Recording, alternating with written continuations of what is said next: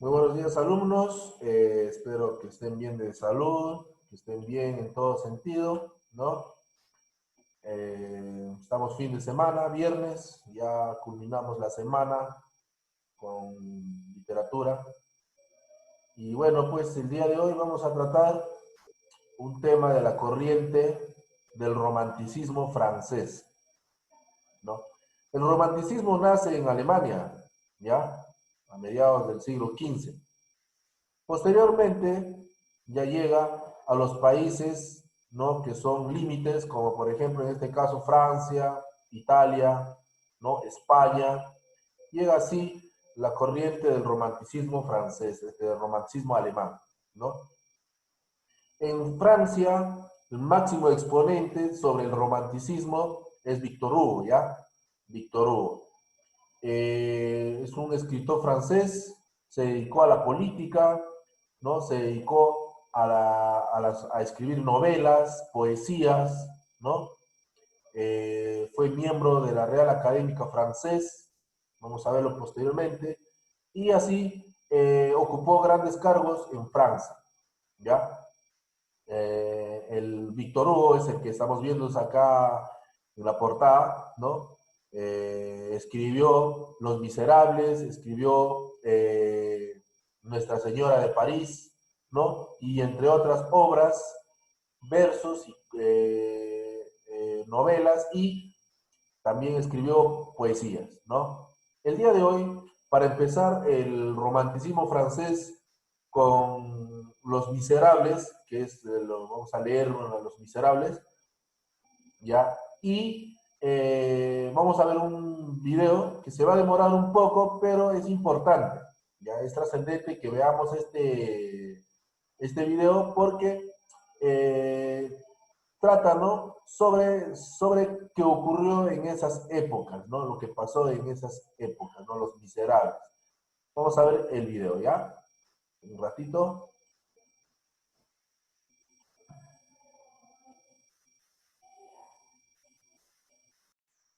Uy, perdón.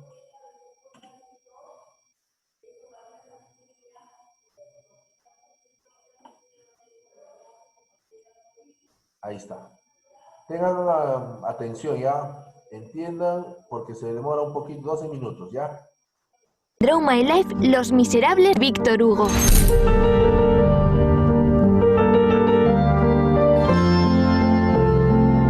En 1815, Monseñor Myriel recibió el cargo de obispo de Digne y aunque era un hombre de clase alta, demostró al pueblo su bondad y generosidad, donando dinero a los pobres y enfermos y permitiendo que su palacio fuese transformado en un hospital.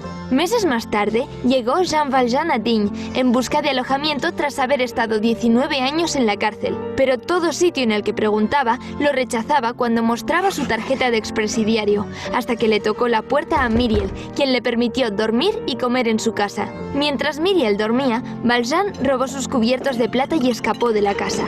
Cuando la policía lo detuvo por la mañana, Myriel les explicó que se trataba de un regalo y dejaron a Valjean ir. Pero antes de que se fuera, el obispo le dijo que debería usar lo que ganara de los cubiertos para convertirse en un buen hombre. Lleno de culpa, Valjean cambió su identidad y se hizo pasar por un hombre llamado Madeleine. Con los años, se convirtió en el dueño de una fábrica y después fue proclamado alcalde del pueblo Montreuil-sur-Mer. Por otro lado, Fantine, una mujer joven de París, es obligada a dejar la ciudad y encontrar trabajo en Montreuil después de que su pareja la abandonó dejándola embarazada de su hija Cosette. Después de que la niña naciera, la dejó a cargo de los Thénardier, quienes le demandaban sumas altas de dinero para mantener a la niña. Fantine trabajaba en la fábrica de Madeleine y fue despedida cuando se descubrió que escondía una hija. En consecuencia, trabajó de prostituta para poder pagarle a los Thénardier el mantenimiento de Cosette. El inspector de la policía, Javert, detuvo a Fantine después de haberse peleado con un hombre en la calle, pero Valjean le pidió dejarla libre al enterarse de las condiciones en las que quedó ella tras ser despedida de su fábrica. Javert le informó a Valjean que su verdadero nombre no es Madeleine y lo llevó a la prisión del pueblo, pero el expresidiario solicitó 3 días para localizar a Cosette. El inspector rechazó su solicitud y Fantine murió después de descubrir la identidad de Valjean y al no poder encontrar a su hija. Tras la muerte de Fantine, Valjean fue capturado de nuevo y llevado a prisión, donde se le sentenció a cadena perpetua. Esto tuvo graves consecuencias en la fábrica de Madeleine, pues con su desaparición la fábrica llegó a la quiebra. Mientras estuvo en prisión, Valjean fue asignado para trabajar en un barco, y un día por la mañana, uno de los marineros resbaló al subir el mástil de la nave y lo dejó colgando a una gran altura. Al verlo, Valjean corrió a salvarlo, pero después de conseguirlo, él mismo resbaló en el barco y cayó al océano. Al no encontrar su cuerpo, fue declarado muerto. Con tan solo 8 años, Cosette vivía una vida muy triste con los Thénardier. Una noche, mientras la niña intentaba regresar a la posada de los Thénardier cargando un cubo de agua muy pesado, un hombre con un abrigo amarillo apareció para ayudarla. El hombre era Valjean y al descubrir que la niña era Cosette, la acompañó de regreso a la posada. Cuando se dio cuenta de las condiciones en las que vivía la niña, le compró la muñeca que había visto en una tienda y que tanto deseaba tener. Por la mañana, Valjean pidió permiso a los Thénardier de llevarse a Cosette con él. Madame Thénardier quería deshacerse de la niña y aceptó la oferta, mientras que su esposo le pidió 1.500 francos por ella. Pero Valjean le respondió con una carta de Fantine que indicaba que él debía entregar a Cosette al portador de esa carta y así Valjean cumplió la promesa que le había hecho a la madre de la niña. Llevó a Cosette a París, donde la crió como su hija, pero fueron descubiertos en la ciudad por Javert y se vieron obligados a escapar. Valjean se encontró con Fauchelevent, quien lo reconoció como Madeleine. El hombre, agradecido con Valjean por haberle salvado la vida, le ofreció trabajo en el convento donde trabajaba y donde Cosette también podría quedarse. Valjean se hizo pasar por el hermano de Fauchelevent y se convirtió en un jardinero del convento, mientras que Cosette se apuntó a la escuela del convento como alumna y allí vivieron los siguientes años. A Monsieur Gillenormand le quedó poca fortuna tras la Revolución Francesa y las malas finanzas de su esposa. El anciano tuvo 2 esposas quienes le dejaron 2 hijas. La herencia de la mayor es grande ya que su madre era muy adinerada, mientras que la menor, aunque murió muy joven, le dejó a Gillenormand un nieto llamado Marius. El padre de Marius, Georges Pontmercy, era un coronel en el ejército de Napoleón y tenía prohibido por Gillenormand acercarse y relacionarse con su hijo. Después de que cumplió los 18 años, Marius fue informado por Gillenormand que su padre estaba enfermo y que debía ir a visitarlo. Sin embargo, Marius llegó unos minutos después de su muerte y entre sus pertenencias encontró una carta dirigida a él donde su padre le pedía buscar a un hombre llamado Thénardier. Marius regresó a París y descubrió que su padre viajaba a la ciudad para verlo en misa. Esto lo confundió, ya que Gillenormand le había dicho que su padre nunca lo había querido y lo había abandonado. Marius se puso a investigar sobre las batallas en las que luchó su padre y pronto se convirtió en un seguidor de Napoleón. Su abuelo estaba en contra de sus ideologías y en consecuencia lo echó de casa. Marius se encontró con un grupo de estudiantes conocidos como los amigos del ABC, quienes creen en el cambio social. Pero durante una discusión sobre Napoleón, Marius renunció al grupo. Vivía en pobreza y Gillenormand, arrepentido por haberlo echado, le intentaba enviar dinero, pero Marius lo rechazaba siempre. Un día, Marius se encontró a Cosette sentada en un banco acompañada de un viejo Valjean. Marius se enamoró inmediatamente de ella y visitaba los jardines todos los días con la esperanza de verla. Valjean dedujo lo que estaba pasando cuando, al día siguiente, se sentó en un banco distinto y Marius los siguió. Marius no pudo contenerse y siguió a Cosette a casa para preguntarle a la portera en qué piso vivían. Una semana más tarde, Cosette y Valjean se mudaron. Marius intentó localizar a Cosette por meses y no conseguía dejar de pensar en ella. Su vecina, Eponine, lo visitó para pedirle dinero, pero Marius no se dio cuenta de que ella estaba intentando impresionarlo y le dio sus últimos 5 francos. A través de un hueco en la pared, Marius vio a Eponine entrar con Valjean y Cosette. Luego escuchó a la familia de Eponine planeando un robo a Valjean, por lo que Marius avisó a Javert. Cuando regresó escuchó al padre de Eponine revelarle a Valjean que se llamaba Thénardier y les avisó que la policía estaba allí con una nota. Javert entró a la casa, arrestó a los criminales y Valjean escapó por la ventana. Marius continuó obsesionado por Cosette mientras que Eponine, por su amor a Marius, la había localizado. Ella le dijo dónde vivía Cosette y le pidió que la acompañara a su casa. Él le dio una moneda, pero ella la dejó caer y le dijo que no necesitaba su dinero. Mientras tanto, Cosette y Valjean vivían en paz. Pero ella se dio cuenta de que la razón por la que se habían mudado no era por huir de Javert, sino para alejarla de otros hombres. Valjean lo hizo porque era consciente de que si perdía a Cosette, perdería todo lo que tenía en la vida. El niño vagabundo Gavroche escuchó al padre Mabeuf quejarse de sus finanzas. En la calle encontró a un criminal atacar a Valjean, pero el anciano consiguió defenderse, le dio su cartera y lo dejó ir. Gavroche entonces le robó al criminal la cartera y la lanzó al patio del padre Mabeuf. Mientras tanto, Marius continuó visitando la casa de Cosette a escondidas de Valjean. Una noche dejó una carta para ella con su declaración de amor, pero a la tarde siguiente, cuando Valjean salió de la casa, Marius entró en el jardín y confesó su amor por ella. En las calles de París, Gavroche continuó practicando su filosofía callejera. Descubrió a dos niños abandonados un día por la noche y utilizó el poco dinero que tenía para comprarles comida. Pero no se dio cuenta de que esos niños eran sus hermanos menores, hijos de Monsieur Thénardier. Gavroche se llevó a sus hermanos a su hogar en la estatua cerca de la prisión de la Bastilla. Por la noche, un grupo de criminales escapó de la prisión, incluyendo Thénardier. Gavroche lo ayudó a escapar, pero el hombre nunca descubrió que se trataba de su propio hijo. El amor entre Marius y Cosette continuó creciendo, pero Valjean destruyó su sueño al anunciarles que planeaba llevarse a Cosette a Inglaterra en una semana. Thénardier estaba tramando venganza contra Valjean, pero Eponine logró aplazar sus planes. Cosette le comunicó a Marius los planes de Valjean, y él fue con Gillenormand para pedirle permiso de casarse con ella. Pero los dos terminaron en una discusión intensa. Después, Marius volvió a la casa de Valjean, pero cuando descubrió que se habían marchado, se unió a sus amigos en las barricadas. París estaba en medio de una epidemia de cólera y el ambiente tenía una tensión tan fuerte que en cualquier momento estallaba una rebelión. Esta llegó el 5 de junio de 1832. Con miedo a que el pueblo reaccionara con violencia, la monarquía envió tropas por la ciudad y las barricadas aparecieron. Los primeros en responder fueron los amigos del ABC con Marius, los cuales se prepararon para un enfrentamiento con el ejército. A ellos se les unieron Gavroche y el padre Mabeuf.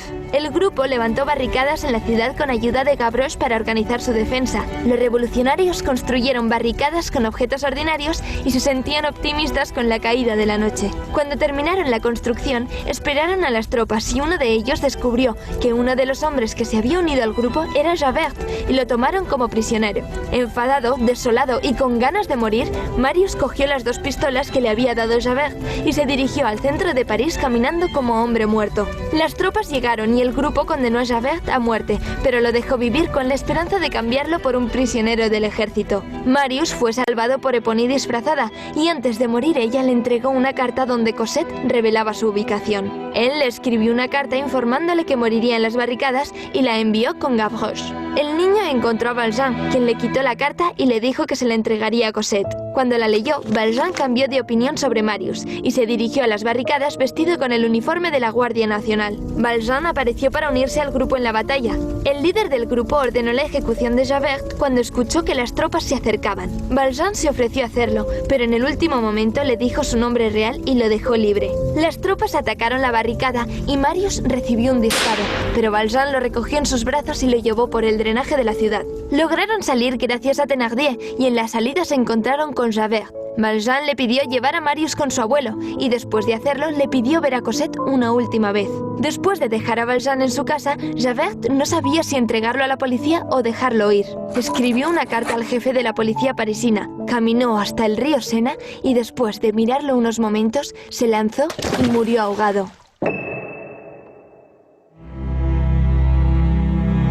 6 meses más tarde, Marius se recuperó completamente. De nuevo pidió permiso a su abuelo de casarse con Cosette y este aceptó. Gillenormand se sorprendió cuando escuchó a Valjean decir que Cosette tendría una dote de 600.000 francos, ya que había pensado que ella era una chica de clase media. Valjean no quería firmar los papeles de la boda, ya que sabía del nacimiento ilegítimo de la chica y no quería falsificar su nombre en el documento. Así que fingió estar enfermo y Gillenormand fue quien firmó los papeles. Después de la boda, Valjean le confesó su pasado a Marius y lo dejó sorprendido, pues no sabía si creerle. Los dos estuvieron de acuerdo en que lo mejor sería que Valjean no volviera a ver a Cosette, y en los ojos de Marius, Valjean era el criminal responsable de la muerte de Javert.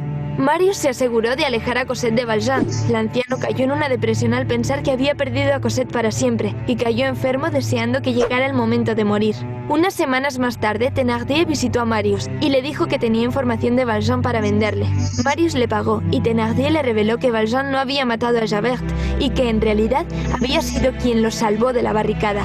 Al escuchar la verdad, Marius y Cosette se dirigieron a casa de Valjean y lo encontraron postrado en la cama. Al verlos, Valjean se puso feliz y abrazó a Cosette por última vez antes de morir en paz.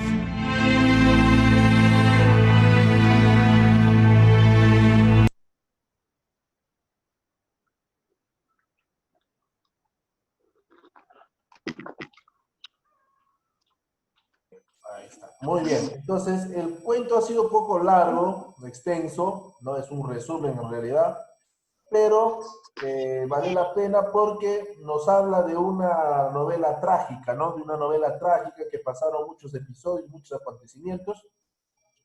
Y bueno, pues vamos a hacer una lectura breve sobre Los Miserables, ¿ya? A ver, vamos. Ajá, acá. Entonces, vamos hoy día a hablar sobre el romanticismo francés. Vamos a hablar del escritor francés Víctor Hugo, ¿no? ¿No? Víctor Hugo. Un ratito. Ya, ahí está. Víctor Hugo. Vamos a primero definir qué es el romanticismo, ¿ya? El romanticismo es una corriente literaria, ¿no? Ya sabemos todo lo que es el realismo, el neoclasicismo, ¿no? El medioevo, todos estos, romanticismo, todos estos son corrientes literarias, ¿ya? Entonces dice que el romanticismo es el movimiento artístico, cultural y literario que produjo a finales del siglo XIII en Inglaterra y Alemania, extendiéndose posteriormente, ¿no?, a los países europeos. Pero también llegó el romanticismo a América. Eso lo vamos a ver más adelante con los escritores peruanos, ¿ya? Por eso estamos enseñando primero dónde nació, por dónde se extendió, y posteriormente vamos a hablar de América sobre los escritores peruanos y los escritores, los más reconocidos de América. Bueno, el romanticismo rompe con las ideas de la ilustración del neoclasicismo. Anteriormente hablábamos en el neoclasicismo que dice que para el neoclasicismo era principal la razón más que el sentimiento, ¿no? Entonces, acá rompe esa idea. Para el romanticismo es lo contrario. Para el romanticismo dice que primero era el sentimiento, ¿no? Y no lo tomaban importancia a la razón. La estética del romanticismo se basa en el sentimiento y en la emoción, ¿no? Eso es el romanticismo. Emoción, sentimiento, ¿no? Lo que uno siente. Se da a lo largo del siglo XIX, aunque a principios del siglo XX se ingresa en el imperialismo. El romanticismo es un término que puede emplearse de distintas maneras, ¿ya? Puede tratarse de las características de aquel o aquellos que es romántico. Por ejemplo, dice que expresa o comparte sentimientos o es idealista, ¿no? Entonces, el romanticismo es sentimiento, ¿no? Sentimiento. El romanticismo se extiende más o menos de 1815 hasta 1800, ¿ya? Aunque en muchos lugares continúa, ¿ya? Hasta avanzado del siglo XX.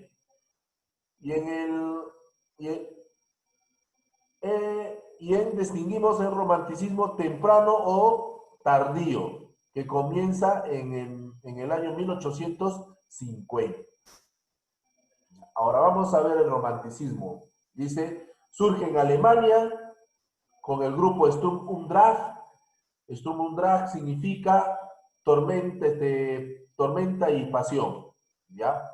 Que significa tormenta y pasión. Acaba de decir hace un momento que el romanticismo rechazaba el neoclasicismo, que es la corriente literaria anterior, ¿no?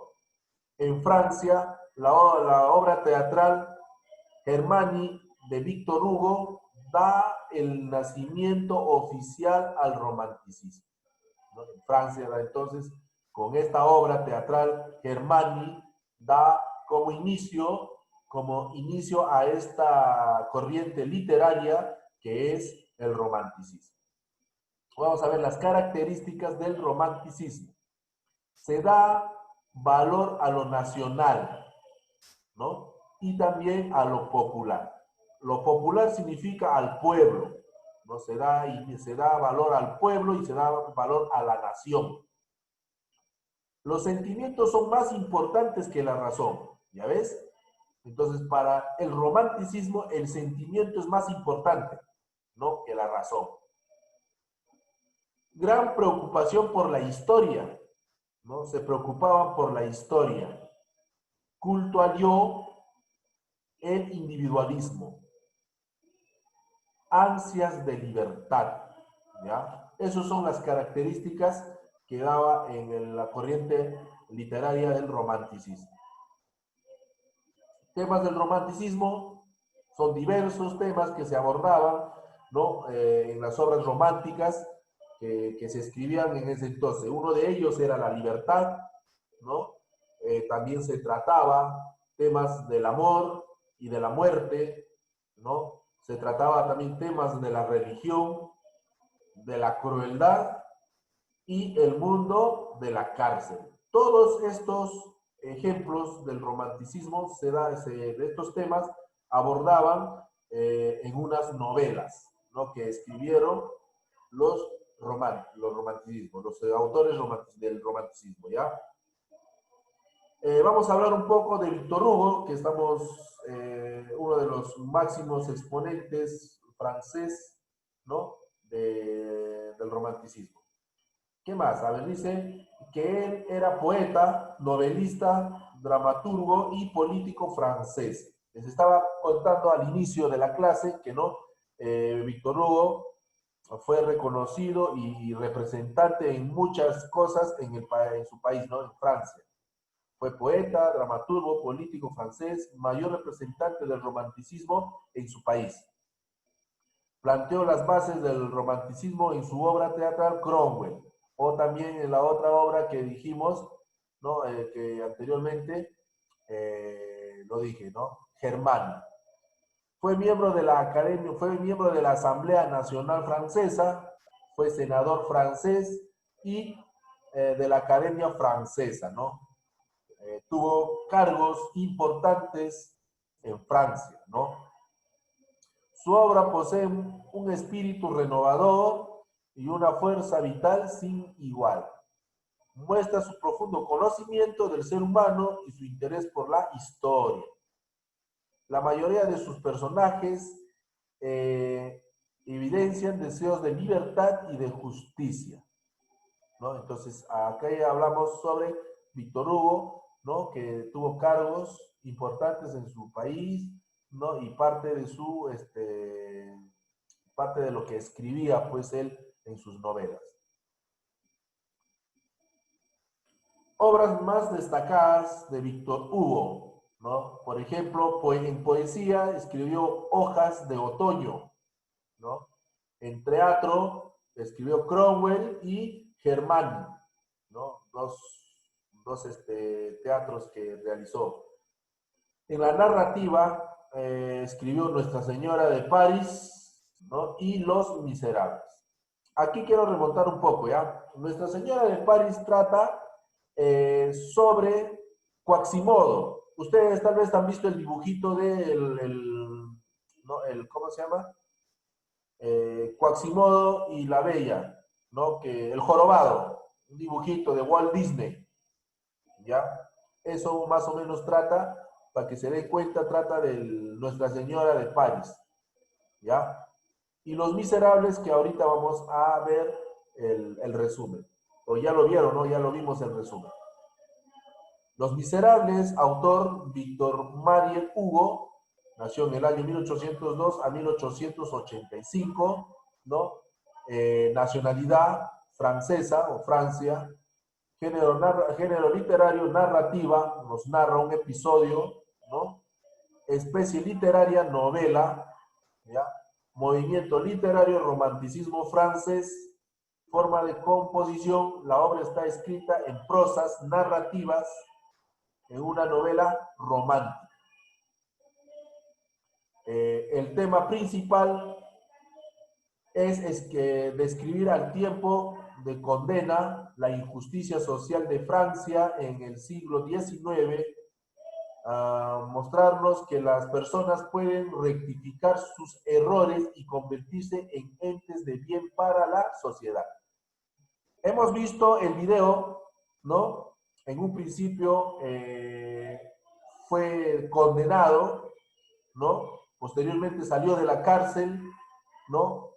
Quiso hacer nueva vida, ¿no? Pero se había robado algunos platos y unos candelabros para volver a hacer su vida, ¿no? Entonces, por eso dice que acá, si una persona ha incumplido o ha roto una norma, ¿no? Una ley, ha pagado su culpa, ¿no? Entonces tiene derecho a rectificar sus errores y convertirse en una persona de bien. ¿Para quién? Para la sociedad. En algunos casos no ocurre eso. Hay veces las personas que han incurrido a una infracción, ¿no? En las leyes, ¿no? Mayormente no rectifican su error. Es por eso que en la televisión vemos, ¿no? Que robaron, asaltaron, mataron, y esos mismos personajes, cuando salen a la calle, siguen realizando esas actividades. Entonces, no en todo se da, no viendo la realidad, ¿no? Pero esta novela trata de eso, ya trata de que pueda rectificarse. Los personajes principales o primarios que se destacaron en la obra son, por ejemplo, Jean Valjean es un convicto rehabilitado que dejó de hacer fechorías, no fechorías, dice maldades, y se convirtió en un hombre de bien. Es una persona bondadosa, trabajadora, responsable y honesta. Tiene una gran capacidad de amar y es bastante solidario. Cosette es una hermosa joven de 15 años con una abundante y larga cabellera, de una estatura media, de tez blanca y una cara de inocencia. Cosette, ¿no? Marius es un hombre liberal, novio de Cosette, un joven estudiante cuyo fin era incentivar al pueblo en una revolución contra el rey, ¿no? Faltan pocos minutos, a ver. Javert es un señor mayor de fuerte temple, de tez blanca, tiene el pelo o tiene el cabello largo, es de alta estatura y fuerte. ¿Ya? Último, Fátima, madre de Cosette, madre de Cosette, mujer que por situaciones ajenas a su voluntad se vuelve prostituta, el obispo y su sirvienta, ¿no? Él era sirvienta del obispo. ¿Ya? Ahora vamos a ver acá el resumen, pero para esto yo necesito volver a ingresar. ¿Ya? O tenemos 10 minutos, vamos a ver. Ahora sí. Cris Borda, a ver, prende tu micrófono y lee la primera frase. Cris Borda. A ver, vamos a hacer. Cris Borda creo que está. Jeremy, lee la primera, por favor. Profesor. Ahí está, ya, Cris, lee la primera. Resumen y hipnosis de Los Miserables de Víctor Hugo. Es una de las obras fundamentales de su autor, Víctor Hugo, y se considera como una de las grandes novelas del siglo XIX.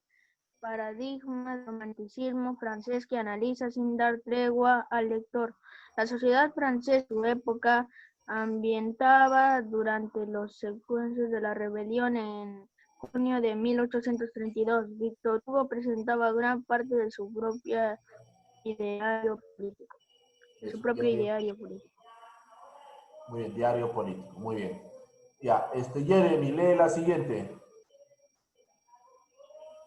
Jean Valjean, un ex convicto al que encerraron durante 20 años por robar un pedazo de pan, se convierte en un hombre ejemplar que lucha contra la miseria y la injusticia y que empeña su vida en cuidar a la hija de una mujer que ha debido prostituirse para salvar a la niña. Así, Jean Valjean se ve obligado a cambiar varias veces de nombre, es apresado, se fuga y al mismo tiempo debe eludir al comisario Javed, un policía inflexible que lo persigue convencido de que tiene cuentas pendientes con la justicia. Con la justicia, muy bien. Franco, Profe, lee la siguiente. El enfrentamiento. el enfrentamiento entre ambos se produjo durante las revueltas del 1832 en París, donde en las barricadas un grupo de socialistas planta cara al ejército en defensa de la libertad. Y entre todo ello, historia de amor, de sacrificio, de redención, de amistad, porque el progreso, la ley, el alma, Dios, la revolución francesa, la acción, el contrato social, el crimen, las cloacas de París, el idilio amoroso, el maltrato, la pobreza, la justicia, todo tiene cabida entre la más extensa y famosa obra de Víctor Hugo, Los Miserables. Muy bien. Pedro, lee la siguiente. Magistral crónica de la historia de la primera mitad del siglo XIX, desde Waterloo hasta las barricadas de 1848. Víctor Hugo buscó contarles un género literario a la medida del hombre y del mundo moderno, una novela tal. No concluye así: mientras haya en la tierra ignorancia y miseria, libros como este podrían no ser inútiles. Muy bien. Ahí está. Entonces, como vemos, el libro trata, ¿no? Sobre las rebeliones, trata sobre la pobreza, sobre la injusticia, ¿no? Sobre diferentes hechos que existían en ese siglo, ¿no? En ese entonces. Por eso es que Víctor Hugo recopila todas estas ideas y escribe, ¿no? Novelas relacionados a ese entonces, ¿no? Y trata de escribir, ¿no? Sobre la realidad que existía en Francia, ¿no? Sobre las rebeliones, todo eso. Aquí quería también mencionar de que ustedes bien saben que desde los tiempos antiguos, dando un ejemplo, la historia del Perú, los incas, ¿no? Cuando vemos nosotros nuestras culturas, diferentes culturas, mayormente las que mandaban o gobernaban el imperio incaico y sus diferentes, Caral, Chavín, Mochica, quienes gobernaban eran los sacerdotes, ¿no? Los sacerdotes. En Europa pasó lo mismo. En Europa también la religión católica era la que gobernaba, la que imponía, ¿no? Todos estos hechos. Ya no sé si en una de las características se mencionó eso, pero quiero recalcar que la religión católica era la que decidía para qué inventos, qué clases de novelas, qué clases de poesías salían a ser para que puedan leer el pueblo, ¿no?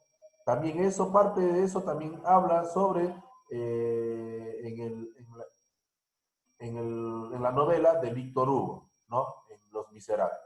Hemos visto el video, vamos a hacer un pequeño fragmento, vamos a leer un pequeño fragmento para esto, vamos a regresar porque faltan 2 minutos nada más para que pueda terminar el Zoom, bueno. Hasta acá, ¿alguna pregunta sobre...? No, profe. Dime. No, profe. Ya, un ratito, ya. Un ratito. Ya, vamos a ingresar. Voy a salir. Voy a salir y vamos a ingresar para a hacer el resumen de Los Miserables, ¿ok? Entramos ya, voy a salir y volvemos a ingresar. Somos 1, 2, 3, 4, 5, 6. ¿Quién salió? No sé quién salió, alguien salió. Imanol está... Ah, ya, Owen salió, creo. Owen, profe. Ya, entramos, ya ingresamos de vuelta.